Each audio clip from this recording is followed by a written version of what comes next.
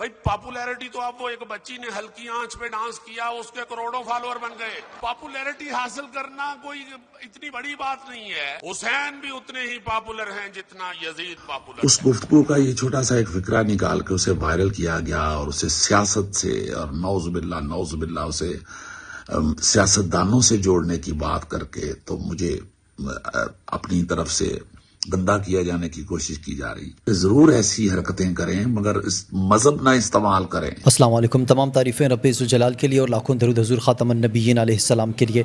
हक टाइम में खुशामदीद में हूँ काशिफ रसा। नाज़रीन, कराची वालों के लिए एक बुरी खबर है। DIG ट्रैफिक पीर मोहम्मद शाह ने एक अलर्ट जारी कर दिया है। अब वो क्या है उस पर बात करेंगे। इसके अलावा अमेरिका बिल आखिर ईरान से निकलने को तैयार हो चुका है और दूसरी जानिब इसराइली वज़ीर-ए-आज़म नेतन्याहू ने भी कुछ इसी तरह के इशारे दिए हैं और ये कितने खुशाइंद है कितने नहीं, इस पर बात करेंगे। और सुहेल अहमद साहब के जो एक बयान था, मुतनाज़ा बयान जो हज़रत इमाम हुसैन रज़ी अल्लाह तआला अन्हु के हवाले से और यज़ीद के हवाले से दिया गया था, उस पर वजाहत भी आई। तो उसमें असल क्या गेम थी उस पर भी तफसील से बात करेंगे। उससे पहले आपसे रिक्वेस्ट, अगर आपने अब तक हमारे चैनल को सब्सक्राइब नहीं किया तो चैनल सब्सक्राइब कर लीजिए। वीडियो पसंद आए तो उसे लाइक शेयर और कमेंट सेक्शन में अपनी राय भी ज़रूर दे दिया करें। सबसे पहले कराची की बात कर लेते हैं, उसके बाद फिर आएंगे सुहेल अहमद साहब के बयान और फिर उसके बाद उनकी वजाहत के हवाले से।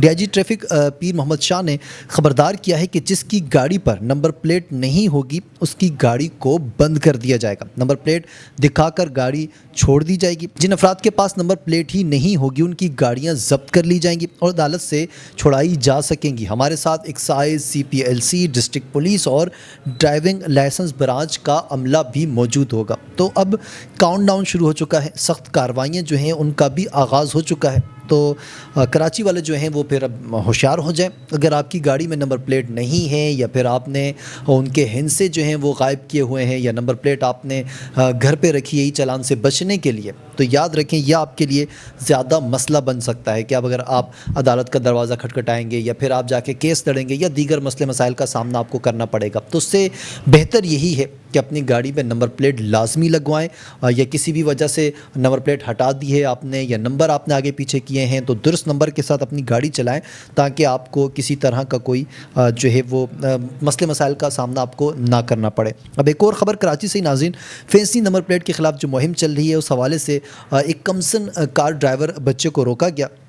अब वो रुकता है और उसके बाद फिर होशियारी से दोबारा गाड़ी में बैठकर वो फ़रार हो जाता है और जिस तेज़ी से वो गाड़ी निकालता है बाल जो है वहाँ के करीबी जो अफराद हैं और जो अमला है वो बच जाता है। तो मेरा सवाल उन माँ बाप, उन पेरेंट्स से है जो इतने छोटे बच्चों को गाड़ी ड्राइव करने के लिए दे देते हैं। एक तो ना उनके पास ज़ाहिर है उम्र नहीं होती, लाइसेंस तो होगा नहीं, NIC भी नहीं होगा। तो इस बीच खुदा न खास्ता अगर कोई ऐसा हादसा हो जाता है तो ज़िम्मेदारी तो आपकी होगी। तो इसलिए बेहतर है कि अपने बच्चों पर नज़र रखें। पुलिस जब फिर सख्त इक़दामात करेगी तो फिर आपको भी लेने के देने पड़ सकते हैं। अब नाज़रीन बात कर लेते हैं सुहेल अहमद साहब के हवाले से। हमारे पाकिस्तान के मशहूर कॉमेडियन हैं, लेकिन आजकल मुझे ऐसा लगता है कि शायद उन्हें फ़िलासफ़र बनने का शौक़ चढ़ा हुआ है या फिर पता नहीं वो क्या बनना चाहते हैं कि वो एक साइड को हिट करने के लिए जो भी उन्हें समझ में आ रहा है उस तरह के वो बयान देने शुरू हो चुके हैं। एक बयान जो मैं आपके सामने रखूँगा, ये समाअत करें आप, उस पर आते हैं फिर बात करते हैं। भाई पॉपुलैरिटी तो अब वो एक बच्ची ने हल्की आंच पे डांस किया उसके करोड़ों फॉलोअर बन गए। पॉपुलैरिटी हासिल करना कोई इतनी बड़ी बात नहीं है। हुसैन भी उतने ही पॉपुलर हैं जितना यजीद पॉपुलर है। तो अब इसमें वो कह रहे हैं कि हज़रत इमाम हुसैन भी उतने ही पॉपुलर हैं जितना यजीद पॉपुलर है। यानी कि आप लफ्ज़ों में समझें, वो पॉपुलरिटी के हवाले से बात कर रहे थे।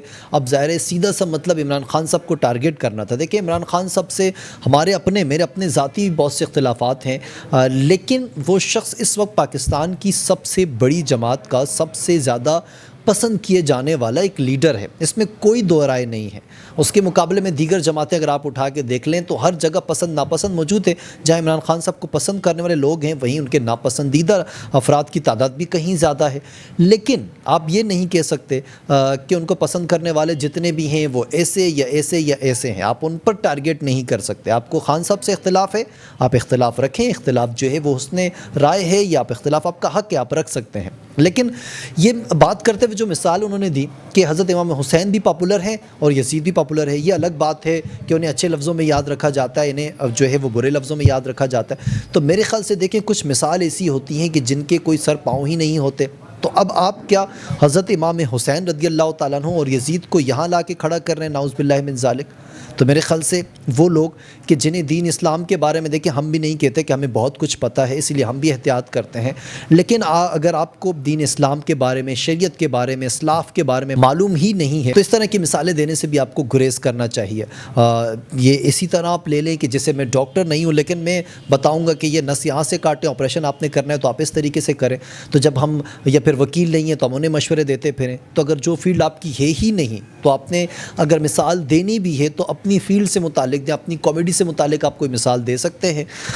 تو میرے خیال سے ایسے لوگوں کو جو ہے وہ سوچنا چاہیے کہ ہم جو بات کر رہے ہیں اس بارے میں ہمیں مکمل نالج ہے بھی یا نہیں۔ پھر جب آپ بات میں وہ بیانات، اچھا انٹرسٹنگ بات ایک اور بھی ہے، جب بھی اس طرح کے لوگ اس طرح کی باتیں کرتے ہیں، ان کی ویڈیو وائرل ہوتی ہے، وہ متنازع بن جاتی ہے، وہ پھر بعد میں آ کے وضاحت دیتے ہیں جی ہمارا مطلب یہ نہیں تھا، ایسا نہیں تھا، ویسا نہیں تھا۔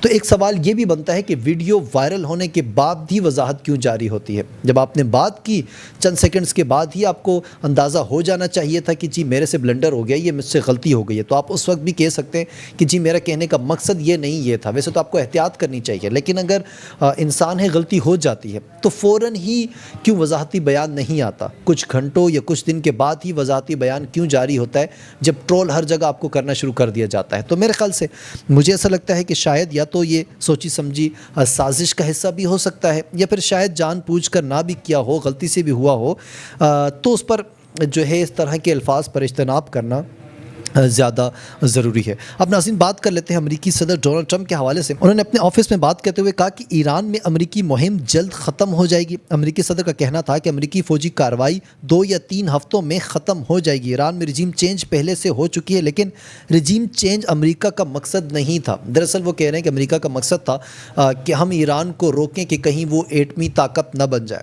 تو اب میرا سوال ٹرمپ صاحب سے یہ کہ کیا آپ اپنے مقصد میں کامیاب ہو چکے ہیں؟ کیا آپ یہ ٹیسٹ کرنا چاہتے تھے کہ ایران میں کتنی طاقت ہے اور آپ نے وہ طاقت دیکھ لی ہوگی؟ تو میرے خیال سے وجہ صرف ایران سے نکلنے کی یہی ہے۔ اب اسی بات پر جو ہے وہ نیتن یاہو کے حوالے سے خبر آپ کو دیتے چلیں۔ اسرائیلی میڈیا کے مطابق اسرائیلی وزیر اعظم نیتن یاہو جنگ رکنے کے امکان کے لیے فضا ہموار کرنے لگے ہیں۔ اسرائیلی میڈیا نے بتایا کہ نیتن یاہو اپنی کامیابی کو ماضی کے انداز میں پیش کر رہے ہیں، جس سے ظاہر ہوتا ہے کہ وہ جنگ کے ممکن اختتام کے لیے عوام کو ذہنی طور پر تیار کر رہے ہیں۔ اب اس کا مقصد اب ظاہر ہے، اگر ٹرمپ صاحب جنگ سے باہر نکل جاتے ہیں تو نیتن یاہو کبھی بھی تنے تنہا ایران کے اگینسٹ لڑ ہی نہیں سکتا۔ تو اگر ٹرمپ نے یہ کہہ دیا ہے کہ ہم جو ہے جنگ نہیں لڑیں گے، ہم باہر نکل رہے ہیں، تو ممکنہ طور پر اسرائیل بھی اتنی ہمت نہیں کر سکتا کہ وہ اس جنگ سے مسلسل اس کو جاری رکھے۔ اس کے علاوہ ایران جنگ ہماری نہیں، کسی صورت اس میں شامل نہیں ہوں گے۔ برطانوی وزیر اعظم نے ایک بار پھر 2 ٹوک اعلان کیے۔ دیکھیں سب سے بڑا نقصان جو ڈونلڈ ٹرمپ کو ہوا وہ یہ ہوا کہ ان کے تمام اتحادی نیٹو سمیت انہوں نے ہاتھ کھڑے کر دیے کہ جی یہ ہماری جنگ نہیں ہے، آپ نے اسرائیل کے کہنے پر شروع کی ہے تو اب آپ بھگتیں اس کو۔ تو اسی وجہ سے ٹرمپ کو بیک فٹ پہ اب جانا پڑ رہا ہے۔ تو سب سے بڑا نقصان جو ٹرمپ کو ہوا وہ یہی ہوا کہ ان کے تمام اتحادی جو ہیں وہ سائیڈ لائن ہو گئے۔ انہوں نے کہا جی ایران کے ساتھ لڑنے آپ خود لڑیں، ہم کم از کم نہیں لڑیں گے۔ تو ایک یہ وجہ بھی ہو سکتی ہے اس جنگ سے نکلنے کی۔ تو آپ کو کیا لگتا ہے اگر ایک سوال آپ سے پوچھا جائے کہ ٹرمپ جو ہے وہ اس جنگ سے، ایران جنگ سے باہر نکل رہا ہے، اس کی سب سے بڑی وجہ ایران کا زیادہ طاقتور ہونا ہے یا پھر ٹرمپ کے اتحادیوں کا اس کے ساتھ نہ دینا ہے؟ یہ تھا ہمارا آج کا لوگ۔ مجھے اجازت دیجیے، پھر ہوگی آپ سے ملاقات۔ اللہ حافظ۔ پاکستان زندہ باد۔